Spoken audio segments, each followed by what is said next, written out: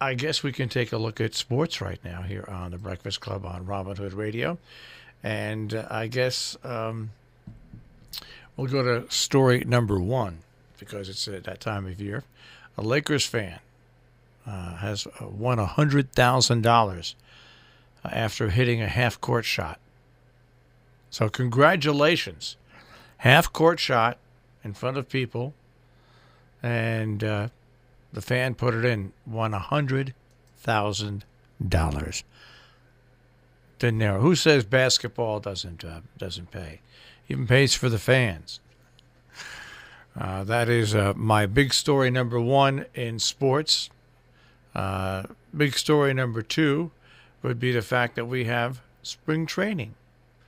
And I actually watched some spring training games last night, which is really nice.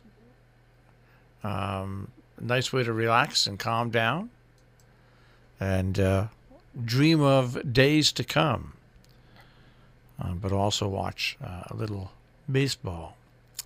Well, this is not surprising. It's too bad. Johnny Manziel has been released by the Alouettes in the CFL for violating an agreement.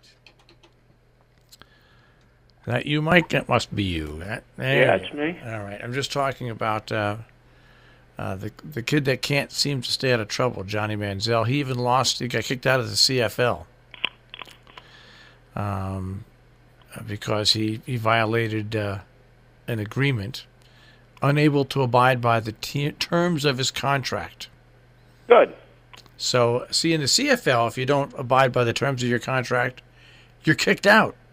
In the NFL, you go to arbitration and you win. Does the CFL have a players' union? I think they do, but I think they're just glad to play football. Do you know what I mean? I don't think it's a last chance motel. Yeah, so I don't think that anybody fools around. You never hear stories like you hear out of the NFL and CFL because it's a much tighter run ship. But then again, it's not the moneymaker that the NFL is. So, but no, anyway, the NFL's a monopoly, they go right down the line with it. They print cash. Mm-hmm. I think they print more cash than the United States prints. They might, but they print it. They don't print it. They earn it. Yeah. The country just prints it, and there goes your inflation rate. And see where that kid last night at the Lakers game at halftime put in a half-court shot for $100,000. Nah, I don't watch pro basketball. Who put up the money? LeBron James? I don't know. Probably. Try to get people in the building? Probably. I don't know. Hey, you know what? It was nice, though. It was nice. For just about 30 or 40 minutes last night, I put on the Major League Baseball Network and was watching, I think it was the Indians versus the Twins. And it was just nice to watch baseball.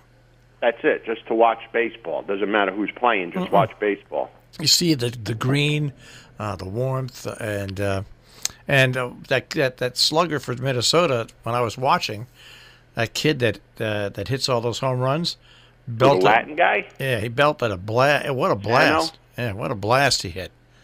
He was good. He hurt them last year when he got injured at the end of the year. That hurt them a lot. But he's a good player. All right, where else do you want to go in sports now? Well, we could stay with baseball for a minute. I will take all bets. I'll book all the bets you want. You just have to give me the cash up front like you do with a real betting establishment. Bryce Harper's the favorite for the National League MVP. Yep. I'll take all bets. I'll book them all. I'll book every bet anybody wants to make.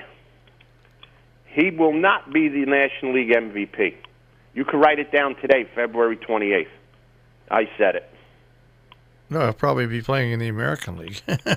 Who cares where he's playing?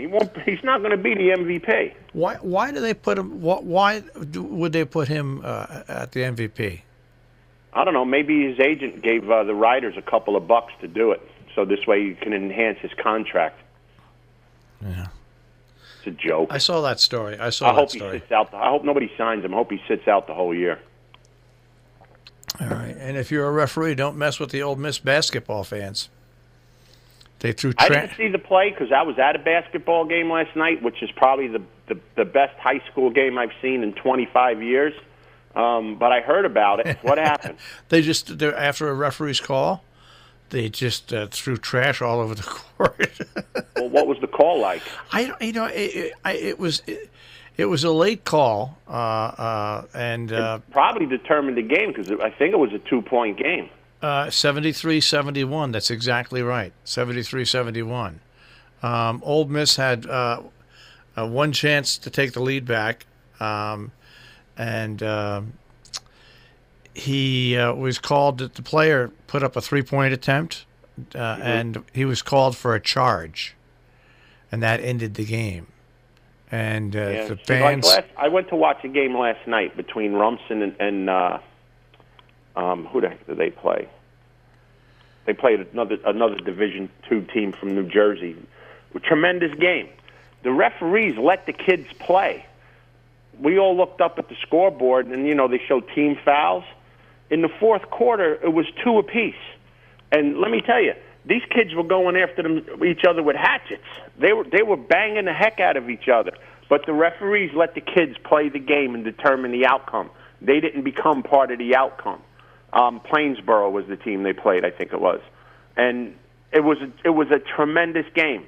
Rumson was getting blown out of the building. They were losing by 15, 16 points in the first quarter. Thought they were going to get beat by 30, and then as coaches become coaches, the other team's coach took them out of the game plan. The other team had so much speed, Rumson couldn't stay with them. He decided we're not going to run anymore. Rumson scored the last 13 points before the half, and it was a seesaw battle in the third. Rumson finally took a lead with about 3 minutes left and won the game by 10. Talk about coaching too much. Just let what got you there get you there. Why would you change anything? So the opposite of college and the NBA, these refs let the kids determine the game themselves. And that's the way it should be. The referee, the best referee, the best umpire, as I said before, is the one that is not even there. When the referee is somehow involved in the outcome of a game, he's not doing the job he's supposed to do. All right. Well, I didn't see the play. I don't know if it was a blatant charge or not. I can't say. But if it wasn't, you got to let them play the game. Yeah, so that's what it was all about. They pelted it, and they didn't wait. But the minute the clock hit 0, boom. It was like World War III started. Well, this is the second time in a week it happened? Yeah. It happened the other day when somebody threw a stuffed doll on the field on the court, and it determined the outcome of the game. Not good. Yeah. Shouldn't be like that. All right. I don't care who's playing. All right. We have racing to talk about tomorrow? A lot of racing this weekend. All right. Fountain of Youth is down at Gulfstream with a lot of stakes around it, and we got a couple other stakes elsewhere. Last week was a rarity where you don't have anything big going on during the winter, but it's just the way that these things fall now, where these different tracks have super days, and they don't stretch their stakes out over the longevity of the meet. So tomorrow's one of those super days down at Gulfstream, and we'll have plenty of racing to talk about tomorrow.